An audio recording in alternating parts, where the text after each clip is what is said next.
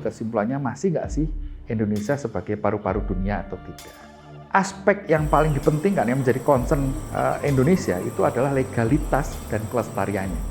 Kita sebutnya mungkin penebangan liar atau illegal logging gitu. Kata bahwa kayu saya, misalkan kalau kayu saya itu legal, dari mana?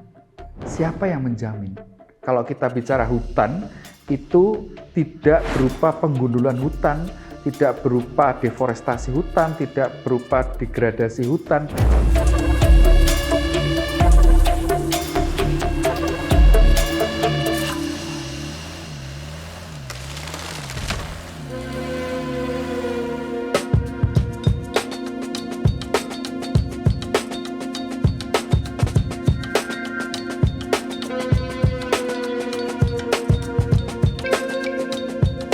Terima kasih. Jadi kalau TRIC itu adalah lembaga sertifikasi, inspeksi, dan pelatihan. Lembaga sertifikasi maupun inspeksi itu adalah lembaga pihak ketiga yang menilai kesesuaian atas suatu hal.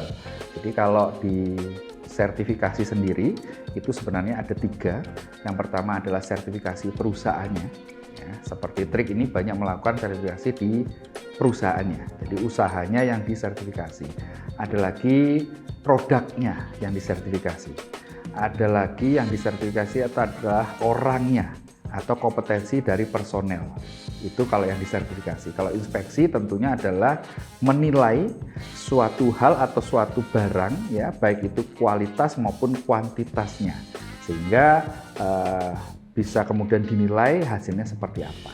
Jadi kalau sertifikasi dan inspeksi ini kan banyak sekali, ya, banyak sekali ragamnya, bidangnya. Bahkan kalau kita tahu kementerian itu segala macam kementerian itu bisa jadi ada sertifikasi atau inspeksinya. Tapi kalau di TRIC sendiri dari awal sampai dengan sekarang itu lebih banyak kepada bidang pertanian, bidang kehutanan dan perkebunan, bidang di Kemenak atau PPU dan PIHK, travel umroh dan haji. Mereka hanya bisa berupaya, tetapi dalam hal ini sertifikat itu adalah bentuk sebuah jaminan. Bagaimana kemudian TRIC dalam hal ini menjamin bahwa kayu atau bahan baku kayu yang diperjualbelikan itu benar-benar legal dan lestari. Sehingga secara tanggung jawab moral terbesar resikonya adalah sebenarnya ada di penjamin ini, ada di lembaga sertifikasi dan inspeksi ini. Karena yang menjamin bahwa volumenya sekian, jumlahnya sekian, kualitasnya sekian, bahwa telah memenuhi seluruh standar yang kemudian diregulasikan oleh pemerintah dan lain sebagainya. Itulah alasan kenapa kami hadir. Kalau kita lihat jual beli komoditas, batu bara, ya, terus kemudian CPO, terus kemudian mungkin pupuk, gula, beras dan lain sebagainya. Total perputarannya berapa sih? Kalau transaksi ini itu berapa, CPO itu menghasilkan devisa berapa dan sebagainya. Ada gambaran nih. Kita sebutnya mungkin penebangan liar atau illegal logging gitu ya. Karena SPLK ini adalah sifatnya mandatory, mestinya ini bisa mempersempit ruang itu. Bagaimana industri-industri perkayuan itu hanya bisa menerima bahan baku yang sudah bersertifikat. Sehingga kalau yang tidak legal tadi nggak bisa nyuplai. Artinya apa? Artinya pasarnya mampet. Begitu juga harapannya, ya, kalau negara penerimanya sama-sama satu dunia ini, misalkan ASEAN atau Asia atau dunia dan sebagainya, bersepakat bahwa tidak menerima kayu ilegal, maka ruang gerak mereka itu kan sudah habis. Indonesia melindunginya satu dengan sertifikasi di seluruh simpul. Yang kedua adalah bahwa tidak boleh melakukan ekspor bahan baku kayu, jadi hilirisasi. Jadi harus jadi end product baru bisa diekspor. Ketika ada end product berarti industrinya ada di Indonesia. Industri ada di Indonesia berarti kalau menerima bahan baku yang tidak legal, tidak terjamin legalitasnya, nggak bisa. Itulah cara negara kemudian dengan segala perangkatnya melindungi proses tersebut.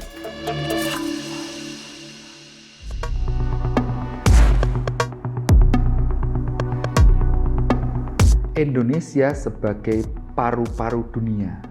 Paru-paru itu kan kayak kita punya paru-paru gitu ya, menghirup oksigen, itu mengeluarkan CO2.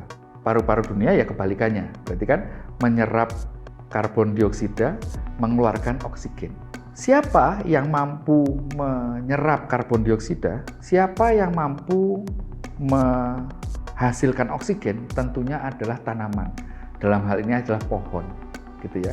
Di mana Indonesia sampai dengan saat ini itu dikenal sebagai hutan hujan tropis terbesar di dunia. Itulah kenapa kemudian Indonesia dijuluki sebagai paru-paru dunia. Bisa dibayangkan ketika ada suatu hutan di Indonesia yang kemudian kebakaran. Itu bukan cuma Indonesia yang panik, tapi negara-negara luar. Kenapa? Karena yang harusnya menyerap karbon dioksida itu malah menghasilkan karbon monoksida karena kebakaran, gitu kan? Bukan menghasilkan oksigen, sehingga yang panik ya dunia. Itu yang kemudian bisa kita ambil kesimpulannya, masih nggak sih Indonesia sebagai paru-paru dunia atau tidak? Kalau kita melihat hubungannya antara tadi paru-paru dunia dengan sertifikasi, gitu ya. Sertifikasi itu kan menilai dan menjamin bahwa seluruh standar sudah diterapkan oleh para pengusaha. Pengusaha dalam hal ini adalah pengusaha kayu yang berbahan baku kayu, gitu ya. Di mana aspek yang paling dipentingkan yang menjadi concern Indonesia itu adalah legalitas dan kelestariannya. Kalau kemudian semuanya pelaku usaha itu menerapkan sertifikasi kayu, dalam hal ini adalah SPLK, maka bisa dibilang bahwa mereka turut serta menjaga hutan, turut serta membangun sustainability hutan dan sebagainya dalam rangka apa? Agar jargon paru-paru dunia bagi Indonesia itu tidak hilang.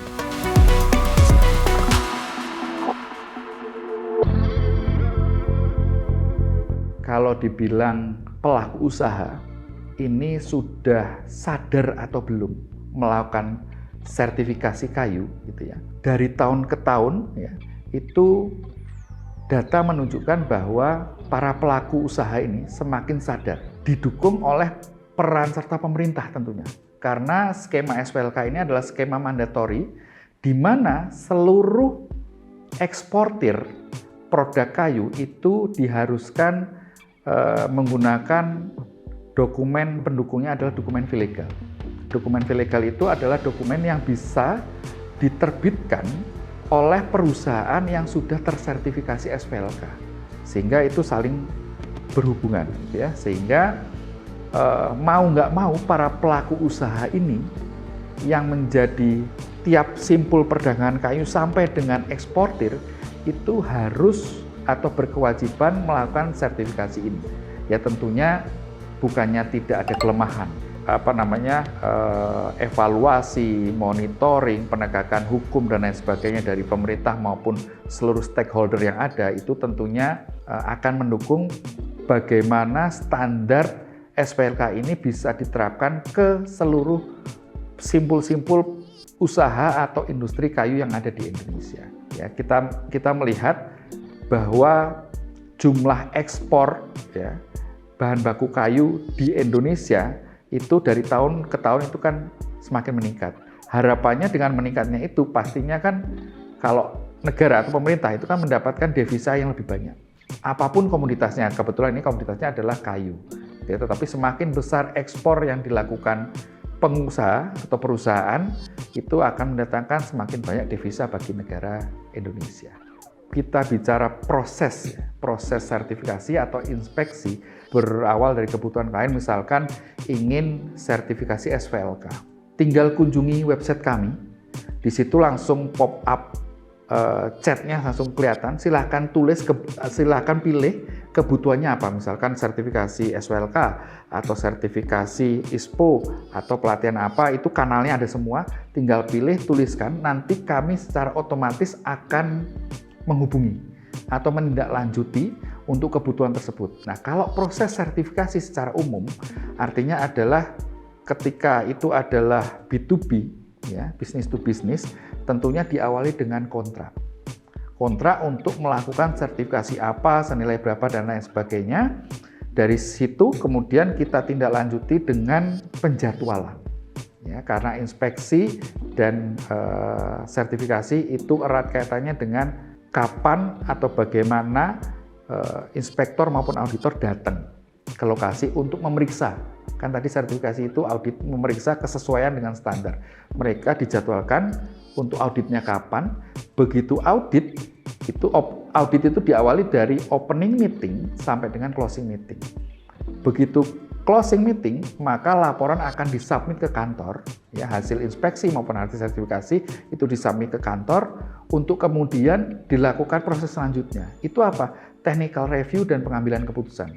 Jadi tim yang ke lapangan itu bukan memutuskan, bukan menentukan bahwa sertifikasi ini, perusahaan ini layak mendapatkan sertifikat atau tidak, tetapi dikirim laporannya kepada technical review dan mengambil keputusan, baru kemudian dilakukan technical review atau pengambilan keputusan, setelah itu terbitlah sertifikat.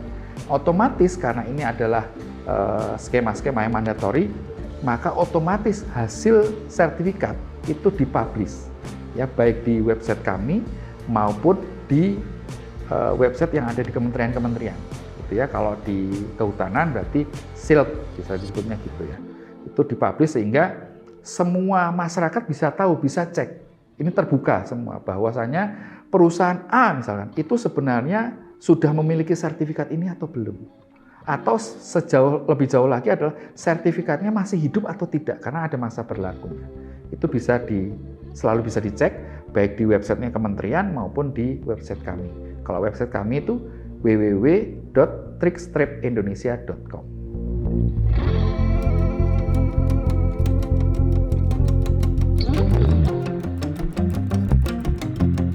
Ya, tentunya ini tidak bisa kemudian kami atau lembaga sertifikasi ini berjalan sendiri. Baik itu regulator dalam hal ini pemerintah, kemudian lembaga sertifikasi, kemudian para pengusaha, kemudian pemantau independen, terus kemudian termasuk bagaimana regulator menerbitkan izin-izin yang sesuai dengan regulasinya. Ini semuanya butuh sinergi untuk bisa menjaga lingkungan kita ini tetap indah, tetap sustain, tetap layak untuk menjadi kehidupan kita maupun anak cucu kita. Bicara tentang sustainability, gitu ya, itu tentunya hal juga yang dipikirkan oleh pemerintah, ya, di mana TRIK ini itu salah satu lembaga yang kemudian menjalankan hal atau standar yang diciptakan oleh regulator, dalam hal ini pemerintah. Kalau kaitannya dengan keberlangsungan atau sustainability alam, kita bilangnya, harapannya lembaga sertifikasi dan inspeksi ini bisa turut serta menjaga alam Indonesia ini. Baik itu bagaimana proses eksploitasi, contoh misalkan tambang, ya, itu tidak masif dan sesuai dengan regulasi. Bagaimana proses sertifikasi ini bisa berjalan baik sehingga proses, kalau kita bicara hutan, itu tidak berupa penggundulan hutan, tidak berupa deforestasi hutan, tidak berupa degradasi hutan, sehingga alam Indonesia ini tetap lestari, hutan ini tetap lestari, karena bagaimanapun hutan ini adalah sumber paru-paru dunia, sebagai sumber atau tempat penghidupan flora dan fauna yang Indonesia ini paling kaya, sumber cadangan air terbesar, dan lain sebagainya. Sehingga kalau ini tidak kita jaga dengan seksama, maka rusaklah alam Indonesia, dan rusaknya alam Indonesia ini tentunya akan mengurangi kualitas hidup dari penghuni, dalam hal ini adalah manusia ini. Harapan saya untuk bidang sertifikasi sama inspeksi, ya, Karena ini kaitannya adalah erat kaitannya dengan penilaian pihak ketiga. Sehingga hal yang penting yang dinomor satukan itu jelas adalah independensi dan integritas. Baik itu integritas maupun independensi auditor maupun inspektornya maupun perusahaan. Kita tidak menapik kepentingan bahwa sumber pendapatan dari lembaga sertifikasi maupun inspeksi itu adalah dari klien. Tetapi tugas lembaga sertifikasi atau lembaga inspeksi itu adalah menilai kesesuaian kondisi di lapangan seobjektif mungkin sesuai dengan kompetensi yang dimiliki para inspektor maupun auditornya. Ketika profesi itu digadaikan, ya, misalkan memihak salah satu atau adanya konflik of interest dan lain sebagainya, itulah yang kemudian mencoreng dan bisa merusak kredibilitas maupun bisnis dari lembaga sertifikasi maupun inspeksi. Itu Mas harapannya. Seperti layaknya kupu-kupu. Jadi suatu bentuk yang tadinya dilihat itu kurang baik atau kurang menyenangkan, kemudian berintrospeksi atau bercermin dulu, ya, baru kemudian keluar dalam wujud yang jauh lebih indah, jauh lebih bermanfaat.